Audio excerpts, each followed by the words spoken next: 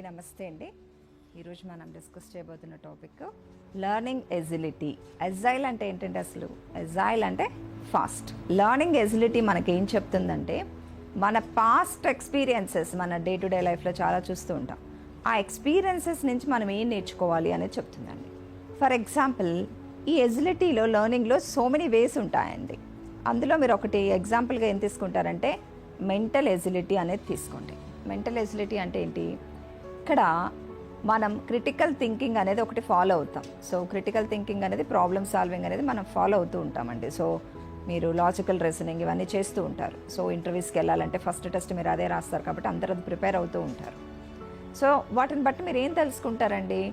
Type of questions ఎలా ఉంటాయి ఏంటి, సో ఏ క్వశ్చన్స్లో ఏ టాపిక్స్లో ఎన్ని క్వశ్చన్స్ ఇచ్చారు, ఇలా మీకు ఒక ఐడియా వస్తుంది అన్నమాట. ఒక ఎగ్జామ్ పోవచ్చు, ఒక ఎగ్జామ్ మిస్ అయినంత మాత్రం నష్టమేం లేదు, కానీ ఏ టైప్ ఆఫ్ క్వశ్చన్స్ మనకు వస్తాయి అనేది మనకు తెలుస్తుంది. Okay, this is mental agility. అంటే పీపుల్ ఎజిలిటీ.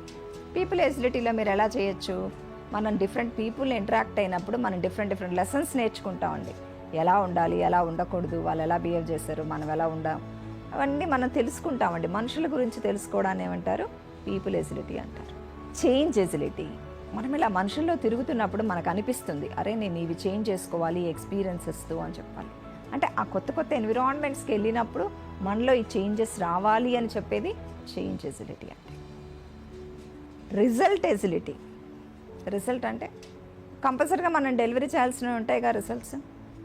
అది నువ్వు ఫస్ట్ టైం చేస్తున్నావా, టఫ్ సిచ్యువేషన్స్లో చేస్తున్నావా, ఎవడు పట్టించుకోడు. కానీ నీ పాస్ట్ ఎక్స్పీరియన్సెస్ని బేస్ చేసుకొని రిజల్ట్స్ వాళ్ళు ఎలా ఎక్స్పెక్ట్ చేస్తున్నారు అనేది నీకు ఒక ఐడియా ఉంటుందిగా. అది నువ్వు ఏ సిచ్యువేషన్లో అయినా కూడా తప్పనిసరిగా రిజల్ట్స్ని అయితే డెలివరీ చేయాలి. అది టఫ్ సిచ్యువేషన్, వరస్ట్ సిచ్యువేషన్స్లో కూడా మీరు డెలివరీ చేయాలి, అది మీ జాబ్. సో వీటికి అన్నిటికీ మనం రెడీ అయ్యి ఉండాలి అంటే ఫస్ట్ మనకి సెల్ఫ్ అవేర్నెస్ అనేది ఉండాలి. అంటే మనలో ఏమి స్ట్రెంగ్స్ ఉన్నాయి, వీక్నెసెస్ ఉన్నాయి అనేది మనకి తెలిస్తే దానికి తగ్గట్టు మనం మోడిఫై చేసుకోవచ్చు. కానీ ఈ ఎజిలిటీ బిల్డ్ అవ్వాలంటే అసలు మనం ఎలా ఉండాలి? లెర్నింగ్ ఎజిలిటీ చేయాలంటే మన క్యారెక్టర్స్ ఎలా ఉండాలి? లెర్నింగ్ ఎజిలిటీ బిల్డ్ చేసుకోవాలంటే పర్సన్కి ఫస్ట్ క్యూరియాసిటీ అనేది ఉండాలండి. క్యూరియాసిటీ ఉన్న వాళ్ళే ఇవి చేయగలుగుతారండి. క్యూరియాసిటీ ఉన్న వాళ్ళే ఈ న్యూ ఐడియాస్ని యాక్సెప్ట్ చేయగలుగుతారండి.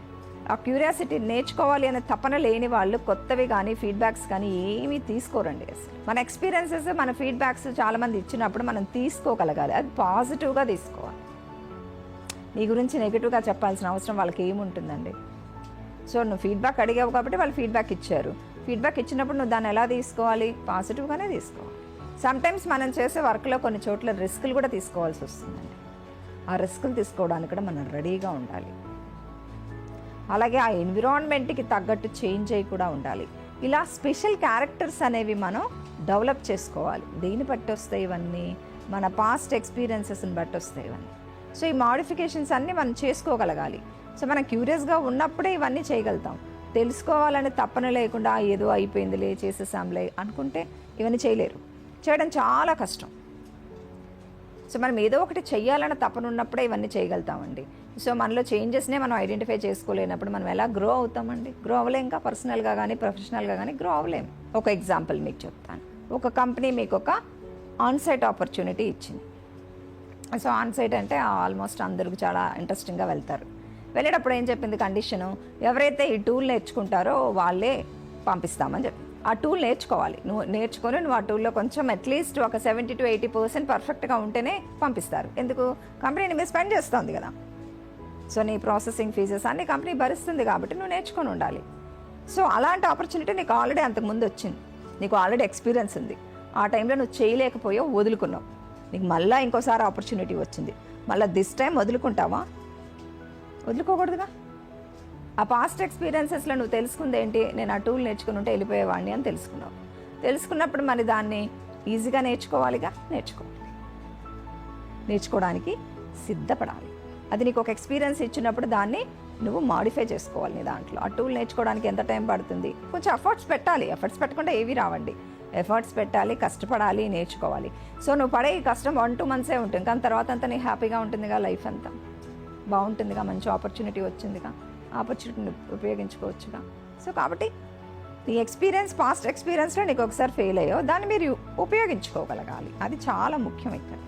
తర్వాత ఎగ్జామ్ రాసావు, సో సెమిస్టర్స్ నువ్వు బీటెక్లో ఎగ్జామ్స్ రాసావు. ఫస్ట్ సెమిస్టర్లో నీకు పర్సంటేజ్ తక్కువ వచ్చింది. ఓకే, పర్సంటేజ్ తక్కువ వచ్చినంత మాత్రం నష్టమేం లేదు. సో నువ్వు ఏదో ఫాలో అయ్యావు, అది నీకు సాటిస్ఫాక్షన్ లేదు, అంత బాగా స్కోర్ చేయలేకపోయావు, ఏ బుక్స్ అయితే ఫాలో అయ్యావో. అప్పుడు నువ్వేం చేయాలి, నెక్స్ట్ సెమిస్టర్లో మోడిఫై చేయాలి. సో నీ స్ట్రాటజీలు మార్చాలి. సో నేను ఎక్కువ స్కోర్ చేయాలి అంటే ఏం చేయాలి, ఎక్కడెక్కడ నేను తప్పులు చేశాను, సో ఎక్కడెక్కడ తప్పులు చేశాను అనేది నీకు తెలుస్తుంది, ఖచ్చితంగా తెలుస్తుంది. నేను ఇక్కడ తప్పులు చేయకుండా ఉంటే నాకు ఎక్కువ స్కోర్ వచ్చేది అని నీకు తెలుసు. సో కాబట్టి ఎక్కడైతే తప్పులు చేసావో అక్కడ చేయకుండా న్యూ స్ట్రాటజీస్ ఫాలో అయ్యి you can try for the better score. Next సెమిస్టర్లో బెటర్ స్కోర్ ట్రై చేయొచ్చుగా. ఇది కూడా నీకు ఒక ఎక్స్పీరియన్స్ నుంచి నేర్చుకోవచ్చుగా, నీ పర్సంటేజ్ పెంచుకోవడానికి. సో ఇప్పుడు మీరు అందరూ కంపెనీలకి జాబ్లు అప్లై చేయాలంటే 8 CGPA ఉండాల్సి వస్తుంది కదా. సో మరి ఆ పర్సంటేజ్ కావాలి అంటే మరి మీరు తప్పకుండా ఎక్స్పీరియన్సెస్ ఏం తెలుసుకుంటున్నారు అనేది పాస్ట్ సెమిస్టర్లో చేసిన మిస్టేక్స్ నెక్స్ట్ సెమిస్టర్స్లో చేయకూడదుగా. This is also one of the best example. Next ఇంకా రీసెర్చెస్లో పనిచేస్తారు. రీసెర్చెస్లో పనిచేసే వాళ్ళు రీసెర్చ్ క్వాలిటీ పెంచాలనుకుంటారు. వాళ్ళు కూడా డిఫరెంట్ స్ట్రాటజీస్ మెథడ్స్ మారుస్తూనే ఉంటారు. ఎందుకు, బెటర్ రిజల్ట్స్ కోసం. వాళ్ళ ఫాస్ట్ ఎక్స్పీరియన్స్లో అనిపించి ఉంటుంది, ఇలా చేసాము ఇలా కాకుండా ఇంకొంచెం బెటర్గా చేస్తే బాగుంటుంది అని. సో అక్కడ కూడా యూ కెన్ డూ ఇట్. తర్వాత